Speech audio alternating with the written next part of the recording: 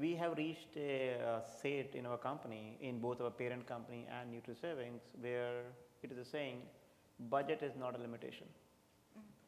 Never. So if there is some new concept that we can propose, and I personally can commit to the ROI for that, if that involves me going to the salespeople, helping them in the field sell the product, go for it. So if I look at my goals and objectives when I joined the company 7 years ago versus my goals and objectives now, 7 years ago they were all system availability, uptime, all those things. Now, out of my 4 or 5 metrics, only one metric is IT metric. Everything else is number driven, business driven, client satisfaction driven. So we do budgeting the usual way, whether it is a cost center or revenue center, does not matter. If I have a new concept, budget will be the last and it will be stopping us down.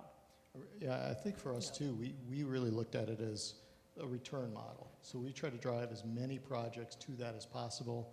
We separate our demand versus all of the other spend, so all of our keep the lights on spend. And on the demand side, we prioritize and we make decisions based on ROI.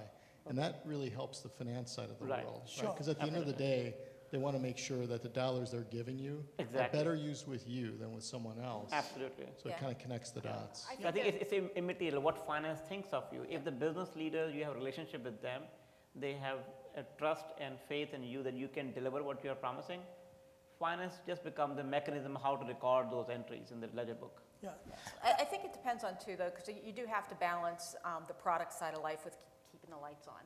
And I think in different industries, that portion of keeping the lights on, varies in how much product you have that's, IT, where IT can help generate value varies. So I think finding and understanding, what that balance is, because you can't invest all your IT dollars in keeping the trains running. Yep. And sometimes you feel like you have to because the trains aren't running.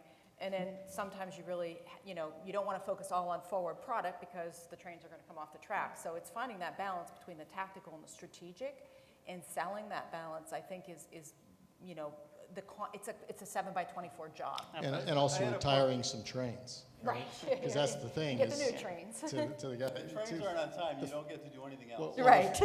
The problem is, though, you get 6,000 apps for 600 people. The more of those apps that stack up, the more it's difficult to keep them on, the more exhausting it is to keep all those spinning. So one of the things that we're really trying to drive is, hey, simpler is better. Let's turn some of this stuff off. Yeah.